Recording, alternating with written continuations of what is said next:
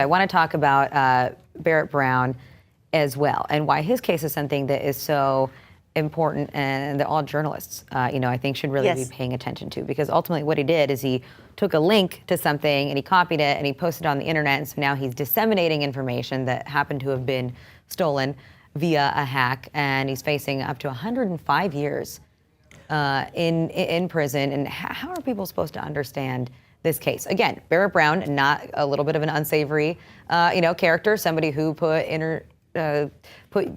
videos of himself up on YouTube where he was threatening an FBI agent, Robert Smith.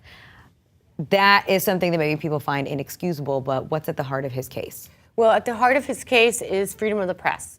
So Barrett Brown was facing 105 years in prison, as you said, for hyperlinking, which is what we do every time we don't open a link and we retweet it. We could, if Barrett Brown's charges had not all been dropped, because all of them were dropped except for threatening an FBI agent, we would be criminalizing retweeting, because there's the but what it really does is it gives the government the possibility of choosing who they're going to prosecute.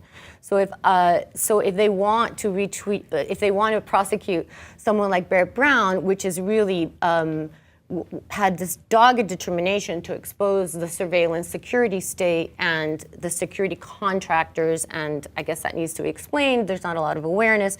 But for example, Snowden worked for a security contractor. He worked for Booz Allen Hamilton, and he had top clearance, and he was able to, in my mind, a wonderful thing, he was able to expose all those things being disseminated.